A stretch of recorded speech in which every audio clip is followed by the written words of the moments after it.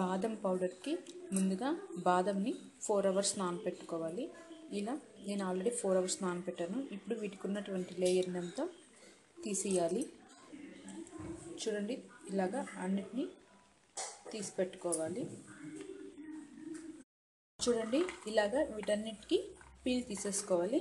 తర్వాత వీటిని dry roast చేసుకుందాము. ఇప్పుడు స్టవ్ వెలిగించి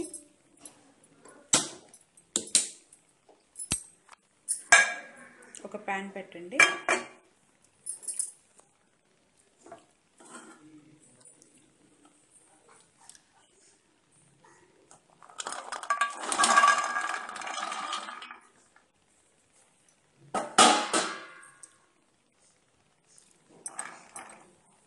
వీటిని లైట్గా ఫ్రై చేసుకోవాలి.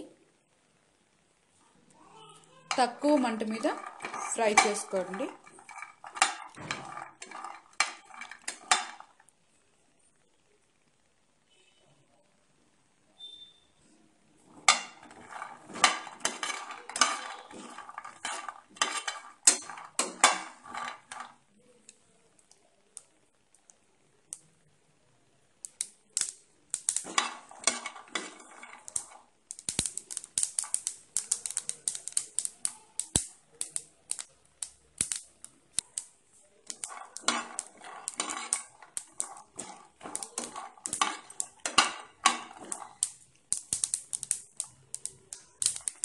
చూడండి, ఇలా చిటపట అంటూ సౌండ్ వస్తుంది.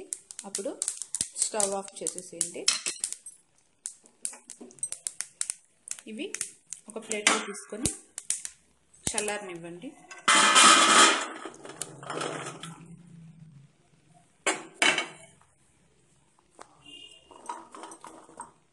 ఇవి కాస్త చల్లారిన తర్వాత మనం మిక్సీ పట్టుకుందాము.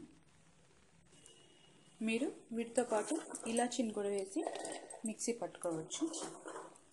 బట్ నేను ఓన్లీ బాదంని మిక్స్ చేస్తున్నాను. చూడండి, పౌడరు ఇలా వస్తుంది. కొద్దిగా ఆయిల్గా అనిపిస్తుంది. దీన్ని కాసేపు ప్లేట్లో చల్లారనిచ్చిన తర్వాత ఒక డబ్బాలో స్టోర్ చేసుకోండి. ఈ పౌడర్ని పిల్లలకి 9th మంత్ తర్వాత నుంచి ఇవ్వచ్చు. దీన్ని ఎలా ఇవ్వాలంటే సెర్లాక్లో కొద్దిగా కలిపి ఇవ్వండి, లేదా పాలలో అయినా కొద్దిగా కలిపి దాన్ని మళ్ళీ వడపోసేసి కాసేపు అలాగే ఉంచిన తర్వాత అలా అయినా ఇవ్వచ్చు. లేదు చపాతీలో అయినా కలిపి ఇవ్వండి. మధ్యలో స్టఫింగ్ పెడతారు కదా, అందులో ఈ పౌడర్ని యాడ్ చేసి ఇవ్వచ్చు. అలాగే రైస్తో పాటు కూడా కలిపి ఇవ్వచ్చు.